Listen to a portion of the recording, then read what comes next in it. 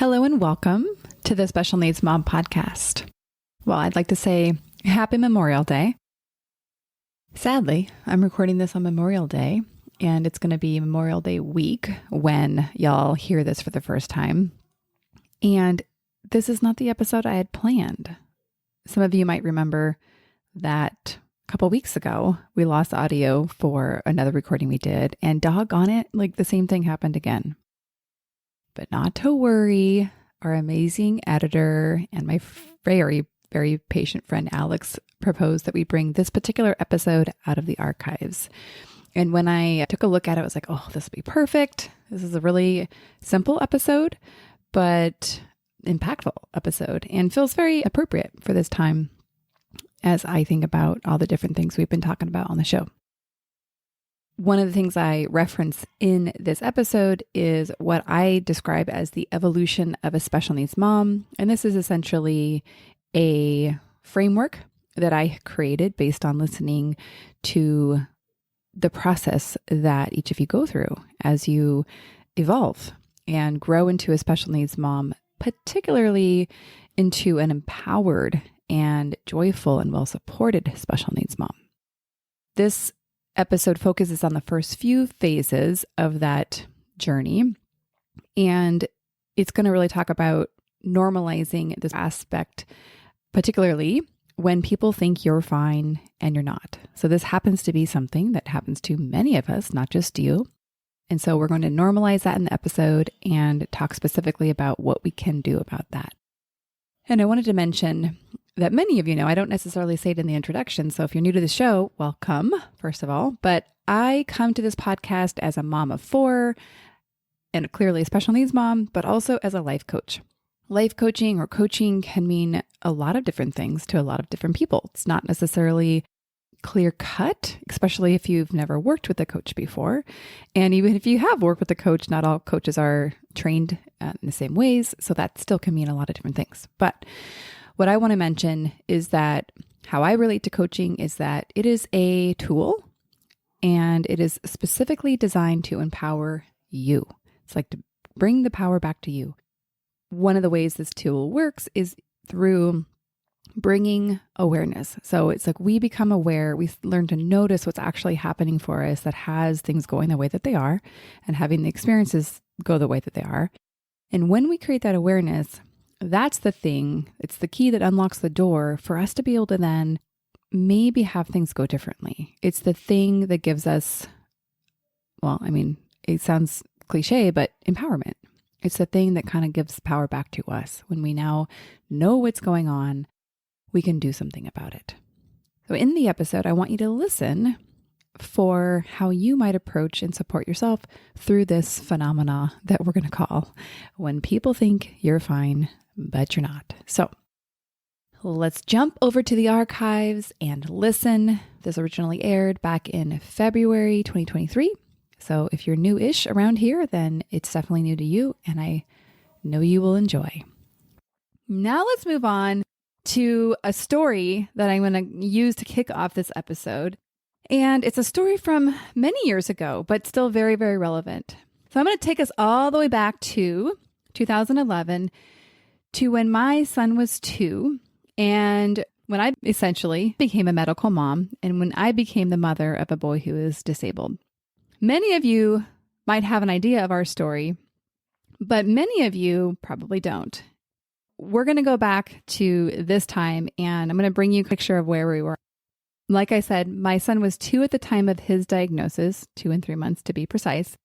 And he was diagnosed with brain tumor. And, we went from having a normal or typical child. And within 5 days, we had gone through a craniotomy and had a very, very different child. I will spare us the details of all the ups and downs of that hospitalization, but I don't know if complications is the right word, but complexities might be more accurate. And so because of the complexities of his surgery, he was in the hospital for 2 months. And most of that time was in what we would consider rehab. So he was on a floor that had a very low level of care. Good view though, which I appreciated. We were basically daily doing physical therapy, speech therapy, and occupational therapy. So essentially we were living at the hospital, like many of the moms here who have done long NICU stays definitely know. Although I will say it's a little different because having an infant in the child who you leave overnight is very different than having a 2-year-old or toddler in the hospital, because we could not leave him. Like we had to have somebody there every waking hour because, again, the low level of nursing care meant that, we couldn't just shut the door and walk away. So that was our life. And there was this moment where we were getting ready to go, getting towards the milestones that they wanted us to be at. We had a meeting where all the people that were part of his team, including myself, I don't think my husband was there. I don't remember him being there, but I could be wrong. This was a while ago now, right? So we had this meeting and we were essentially talking about what it looks like for Levi to go home. They were asking what kind of support we have, like if we have stairs, what needs to happen for him to be able to go home. So we talked through those logistics and came up with a plan, and they were connecting us to the people that would continue his therapies outside of the hospital. And I don't know who it was and what role they had, but I distinctly remember after that meeting when we were all kind of leaving the room and in the hallway, somebody turned to me or kind of was talking to me and they said, yeah, some moms feel really scared to go home after staying for so long. And I remember thinking, yeah, that's me. Yeah, I'm freaked out. I'm pregnant now and I don't know what I'm going to do for my career and how I'm going to work with a child who is now very disabled. And yeah, I'm freaked out. However, I, for whatever reason, and actually I have some theories that I'll share, I didn't say anything. I just kind of smiled and nodded and thought, that's interesting that she thinks that I'm doing so well. And this is not a knock on her. This probably has everything to do with my superhuman ability to be okay on the outside and to not be doing so well on the inside. And I will also add that this is also whatever we decided 11 or 12 years ago, where I was not the person I am now. And my ability to process emotions, my ability to connect with myself, none of it was there. I was a generally functional human, however, had not developed these skills. Actually, I feel like, if there's a spectrum of how people come into being a special needs parent in terms of having the coping skills and the emotional regulation skills and all of that, I would rate myself pretty low on that scale. So I had a lot of growth opportunity is how we can say that. So why didn't I say anything? I'm thinking back, and as I was processing and preparing for this episode, I was like, why didn't I say anything? And these are the 3 theories I have. And one, my guess is it just felt too vulnerable, that I already was so stinking fragile from like the duration of time in the hospital, the distress, all of these things. I guess I don't have to go into it. You all know how this feels. And so I think that I was like, I'm going to take a pass on exposing myself to this person, and I'm just going to smile and nod. I don't have the capacity to go there right now. Another reason I think I might have stopped there is I don't think I thought that she could help me. I think I thought, yeah, well, what are you going to do about it? Yeah, I'm not okay. So what? I still have to take my son home. So what are my options?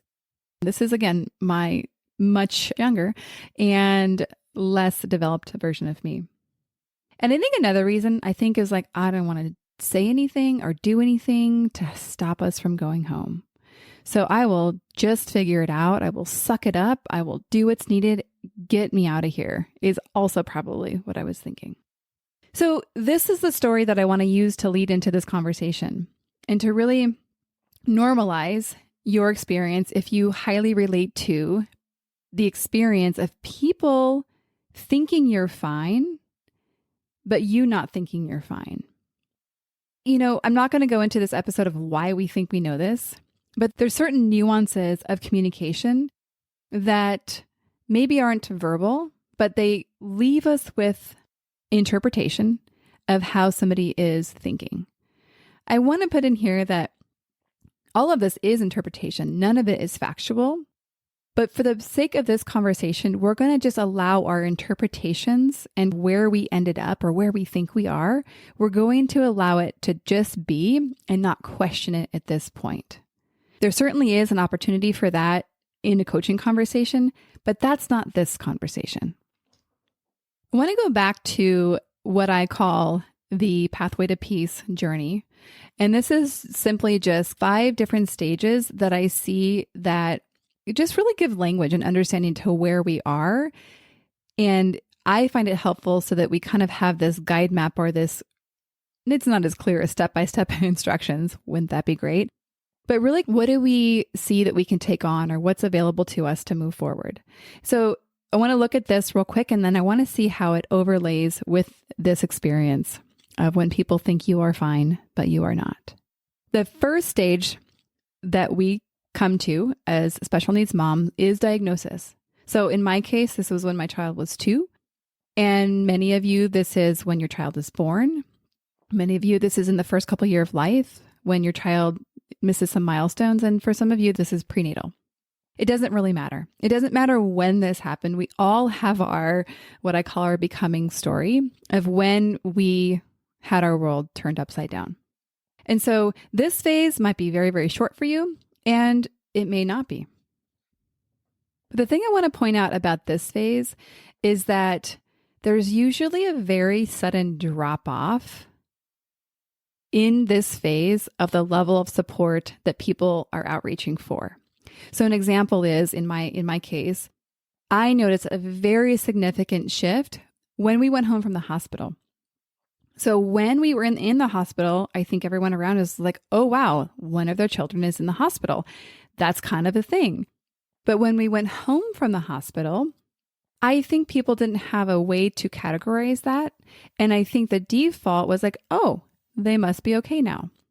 And this is obviously grossly generalizing the experience. But for me, what I notice is a sudden drop off in people's reaching out for support, offering support, and even just general understanding that like things were not okay. So you might also experience this in terms of perhaps when you were first going through a diagnosis process and doing evaluations with your child, a lot of people were interested in supporting you. And once you got a diagnosis and once you kind of shifted from this first phase into the second and third phase, you notice people really weren't asking the same questions. They weren't checking in on you. It was just different. So as I mentioned, some of it might be a very sudden drop off and some of it might be a slow trickling away. So we then move into this second stage where I call this the self-sacrificing stability stage, where we are moving into the stage where like we kind of think we're okay. Like we're kind of stepping into this place of like, okay, I'm figuring this out. And really what's happening in this stage is you're regaining control. Like everything was taken away from you in stage 1. And so you're grasping on and desperately trying to regain stability. However, it's through the means of control and usually fixing. There's this dual dynamic here where you are regaining control, but you also feel like you're not. You also have a distinct sense that like there's still nothing in your control. Yet it doesn't stop you from attempting to find this level of stability through changing your outside circumstances. Then this stage kind of leads you into the next stage, ultimately because it takes its toll on you. It takes a significant toll on you to soldier on and to really fixate on your child and kind of self-abandon. And so this starts to take its toll on you. You start to get really tired. You start to get resentful. You start to say, this is not the life I want.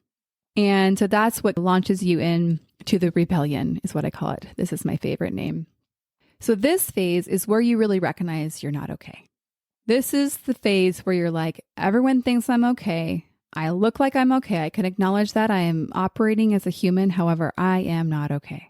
And you know this because on the inside, you feel stuck, you feel trapped, you feel desperate for change, but you also are completely clueless on how that might be. So this is also when people are saying, wow, I don't know how you do it. Oh my gosh, you're such an amazing mom.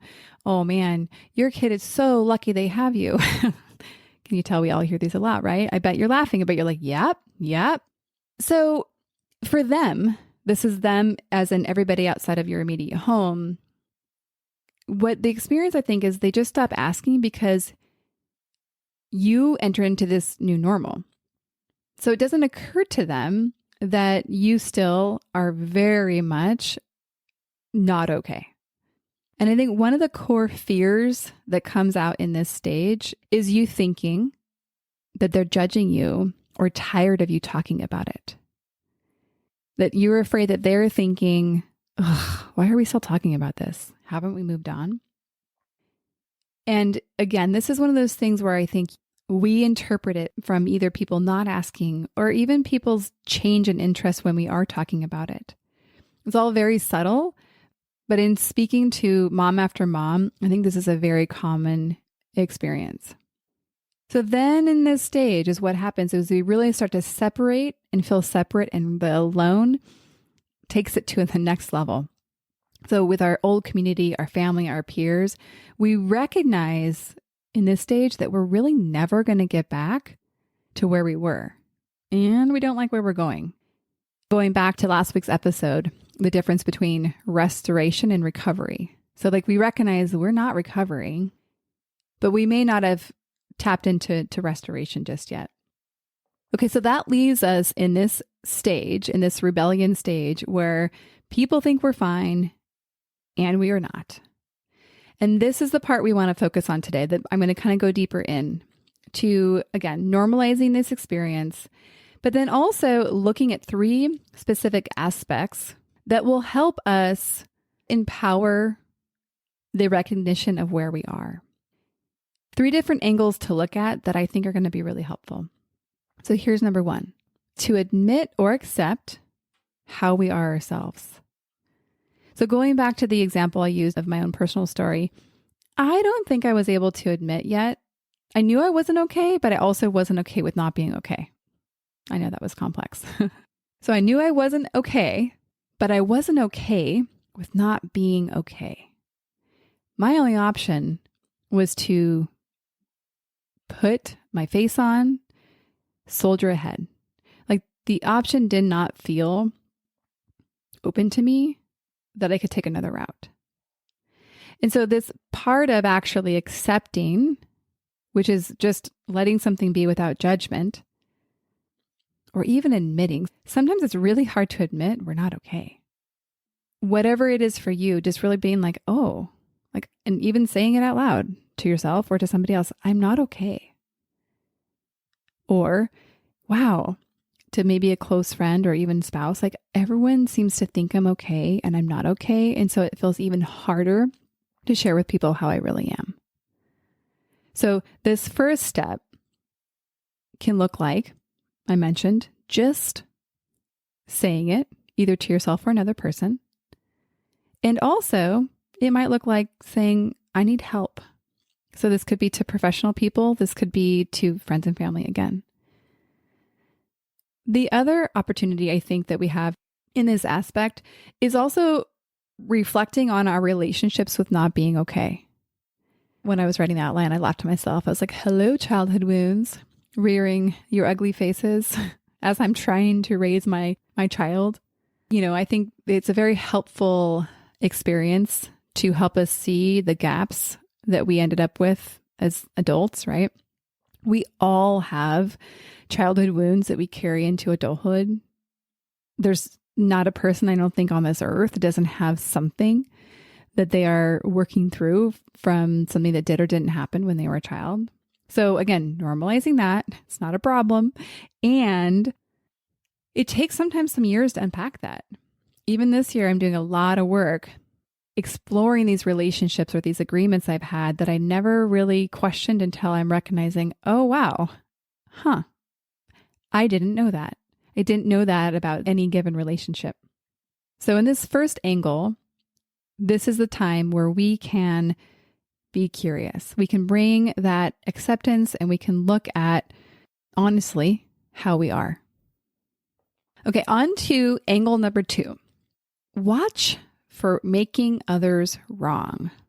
Sometimes what can happen is we kind of latch on to any certain awareness, and then we go on a hunt. We go on a hunt to find people to prove ourselves right or to prove them wrong. And I just want to say, like, we will get what we look for.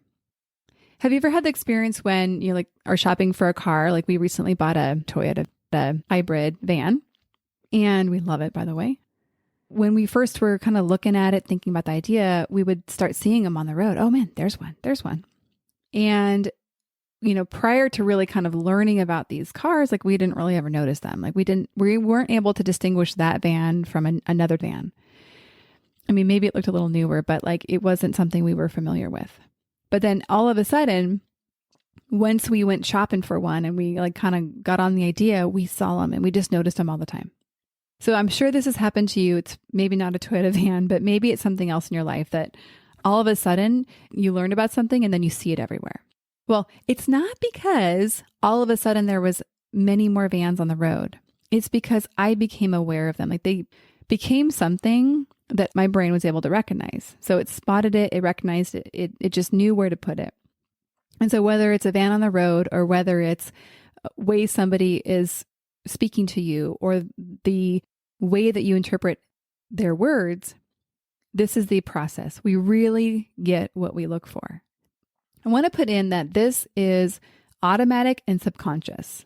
We don't consciously think, oh, wow, this person thinks I'm okay, so now I'm going to go look everywhere to see if other people think I'm okay and that I'm really not. Like, that doesn't happen. This is just an automatic thing that happens. Why? Why does our brain do this? Because our brain wants to be right. Its purpose is to keep us safe. And so it's gathering evidence to build a case to determine if it is accurate or not accurate, or in other words, right or wrong. And the more right it feels, the more secure it feels.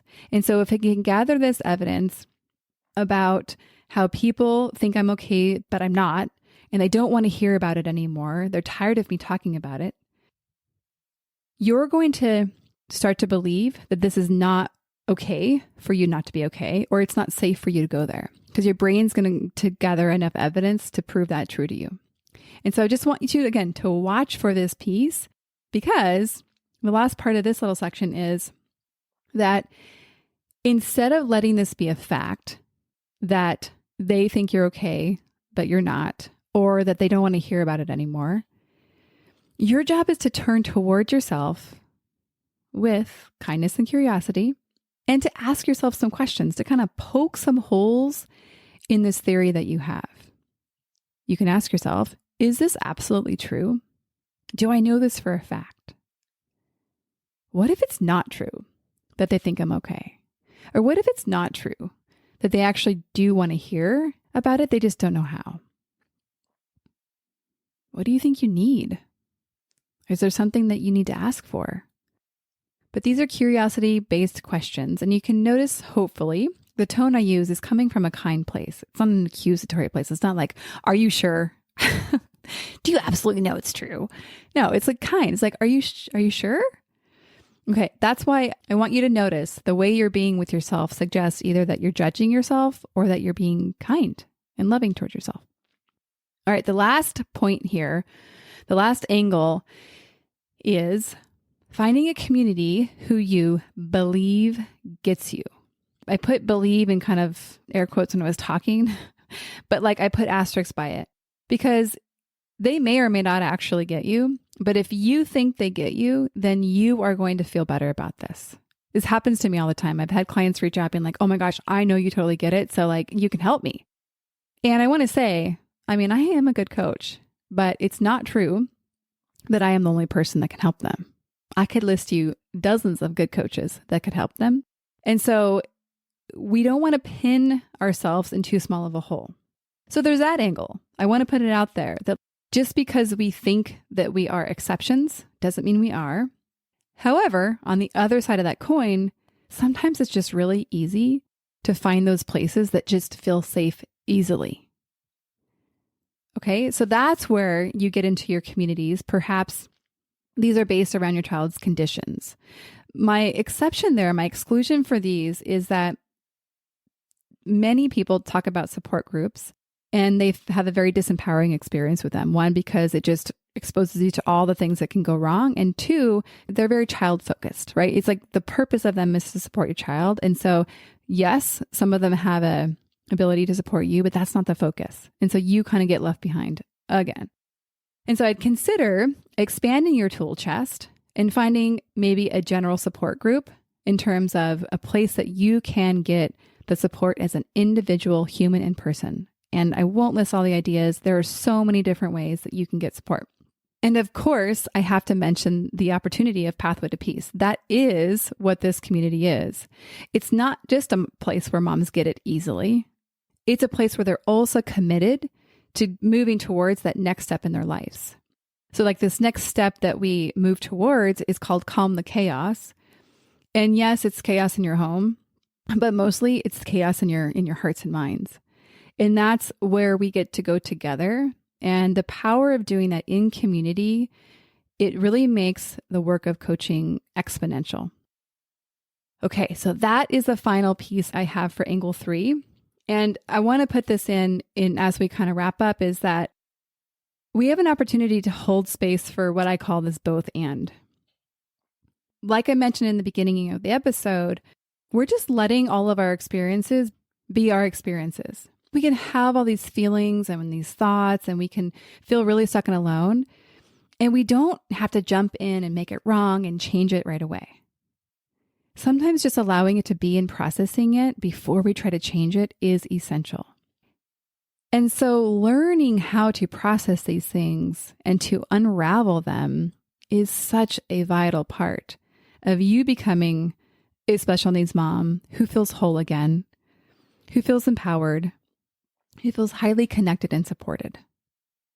And so I just want to put this piece in here, is that if you find yourself really resonating with feeling so not okay, and also like, oh gosh, everyone's tired of hearing this, that's okay. We don't have to make any big moves now. But then there's the both and. The and of this is, and if you want to, you can take some steps forward. Consider this my personal invitation to Pathway to Peace. I mean, I literally made this program for you to move from this rebellion stage in towards calming the chaos. I will leave you with that to think on. I'll look forward to seeing you in the next episode.